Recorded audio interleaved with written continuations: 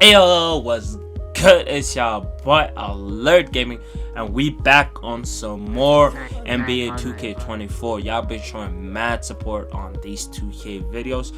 If y'all want to see more of these, don't forget to drop a like and subscribe. It helps a lot with the video. One of the main missions for today, and a lot of questions I've been getting asked about, is how efficient is having a low three-pointer. My three-pointer, as you can see, it is a 77 right there, along with a 90 mid-range, and my free throw is 35, and I shoot pretty much almost 50% this season so far. I also do use the jump shot boost. I have the stamina. My shot release cue is on release right there. That's my shot visual release. That's what I have it on.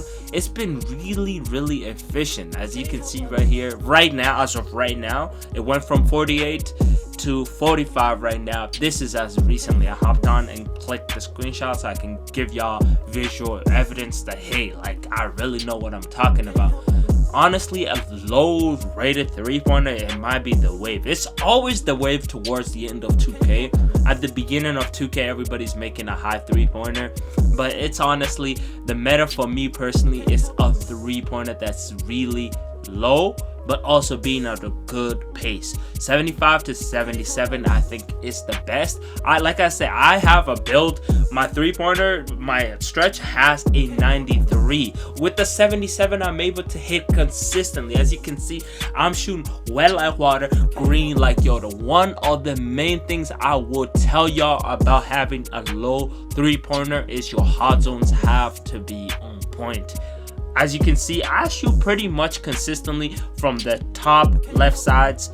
If I'm open, I will shoot from the right side. But what I like to do is stay where I feel the most comfortable shooting. You don't want to be shooting all over around the court if you're cold. There's no point of that.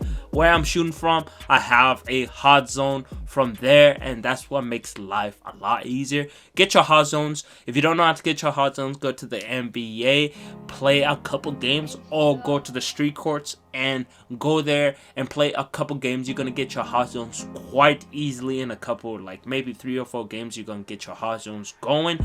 Make sure you're not cold, because when you shoot and you don't have that high of a three-pointer, you gonna miss.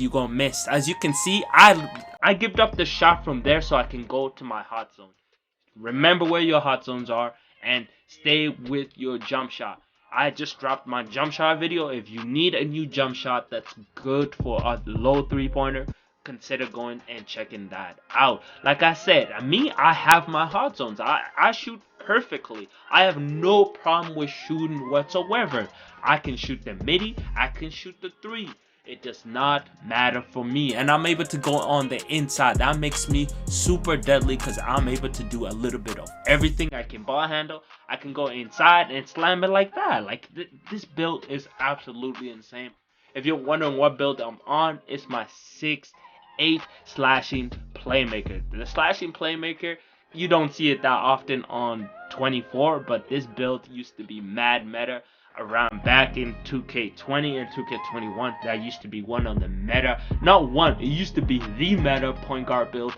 Personally, I made it just because I wanted a fun build that works for me. Do not make my exact build without having a playstyle that works for you. My playstyle is super defensive and being able to create my offense. I like being able to have a little bit of everything. Right now, we're shooting 6 for 7, 1 for 1, shooting super efficient. I don't force the game. I let the game come to me. And a lot of people don't play like that, so that's how my low three-pointer works so efficiently. We are playing good defense too. We have the defense. With us right now. They only have 1 point.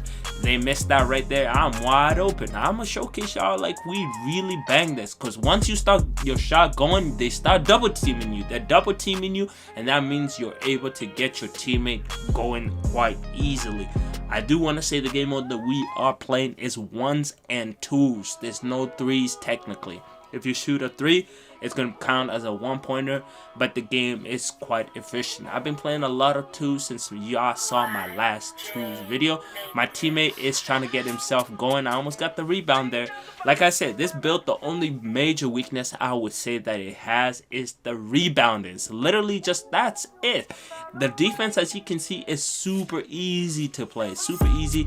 You're able to get your ass inside and yam it whenever you want. And that's one of the main things I really love about this build.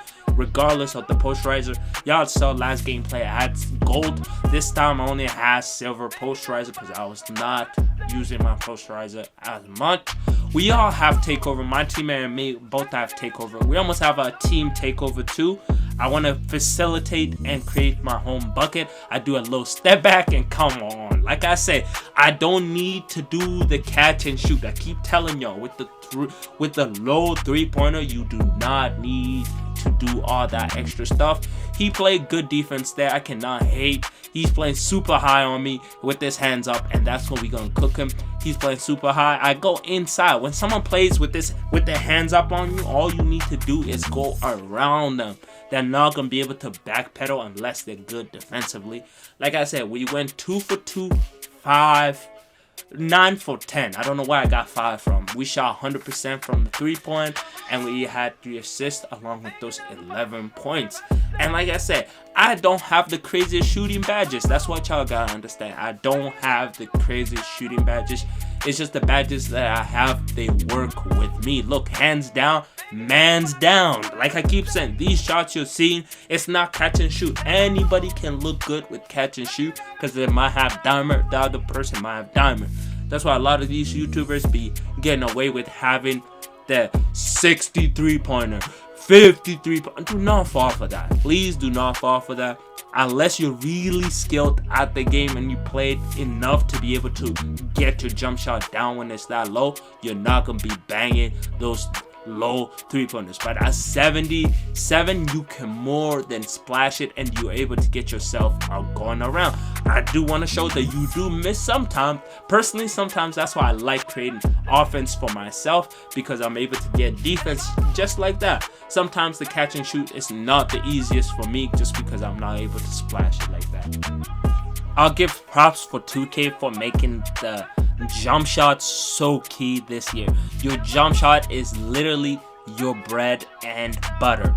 One of the main things that I always see that people are shooting horrible, the main cause of you shooting horrible that I've seen from new players, is especially that they get really stubborn with the jump shot that they have, which is the stupidest thing. You do not want to get stubborn. If your jump shot is not working after a couple days, I would say don't change your jump shot just because it's not working one day. One day you might be on, the next day you might be off. I would suggest having good variety of jump shots. If you need a jump shot, like I say, I just dropped that jump shot video literally less than a couple days ago. So go drop a like on that and comment. Other than that, the other things I would say is don't be stubborn to change up your play style and get the jump shot boost. The jump shot boost is really important. Like I said, look where I'm shooting from with the 7, and I have bronze badges. Look, my green machine is on bronze. The only thing is on silver is just that open looks. I keep telling you, the main thing that makes a good jump shot go in is how confident you are with your jump shot and knowing the cue for your release. That is the main thing. Obviously the dimer, where you're shooting from, it matters a lot, but I'm showing y'all I'm not shooting from a hotspot. My hotspot is to the left side, like I've been saying. I'm shooting from the middle and the right side, so I can show y'all you need to know your jump shot in order for your jump shot to fall through. That is one of the main things. I don't want to cut off the misses because you miss. You gonna miss. I have bad days, but I'm shooting 2 for 3 with a 77 3-pointer. He's playing super high just because of that allows me to be able to go on the inside. That's the thing, when they look at your card, they see that you have a low 3-pointer, but you're shooting super high efficient. I'm shooting 45%. On my other build, I'm not shooting 45%. I will tell you that. I was shooting almost 50% But with the new jump shot I'm testing out for y'all, I've been having to get back in the motion. Like I said, while I said that, I shot another crazy shot for y'all. That was wet like water, green like Yoda. I really do this 2K thing. One thing I do agree, this is something that Duke Dennis himself said. If you are a good 2K player, you can take a break for months, for weeks, and you still got the sauce. That's how I am. I let 2K go, but I got it back. Look at that. I'm in his head right now. That's free real estate. I'm in his head. I pump faked and his ass is jumping for the grass right there. I'm wide open right there. I shoot that midi, but I break it. I break it because, you know, it is what it is. I want to show y'all that you are able to miss. Not every game you're going to go super high efficiency, regardless of the takeover. Sometimes the takeover changes the speed of how efficient you go and shoot. But that's what you gotta take into account for. It comes with practice, in my honest opinion. That's one of the main things I'll say about it. My teammate hits a clutch ass shot, and right now we got the lead. The game is super close game right here. It's 21-20. He goes on the inside. He let him. I told him if he goes for the three, guard the three as high as you can, because we're able to stay in the game. Right now we have a chance to finish the game. You can tell that the other guy wants to double team me because he has the defensive stopper right there. I shoot a nice three, honestly. That's a good three. I do break it. I'm only shooting 60% right now. My teammate plays good defense right there. That allows us to be able to get the ball back. We are down by 1 point.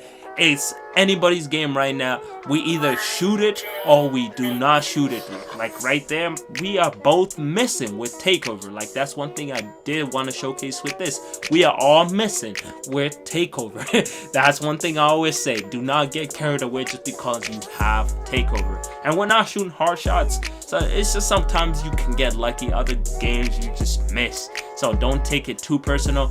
Sometimes you can have a super high efficient game right there. I get my teammate going. He's wide open on his side right there.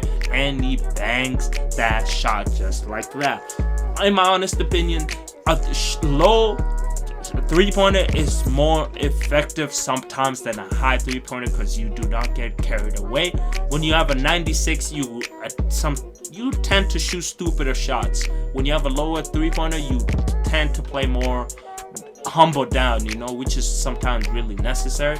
But I'm yapping too much, so I'm gonna let y'all get out of here. If y'all did enjoy the video, don't forget to drop a like. If there was anything useful, make sure you comment and drop a subscribe, and I'll see y'all later. Peace out.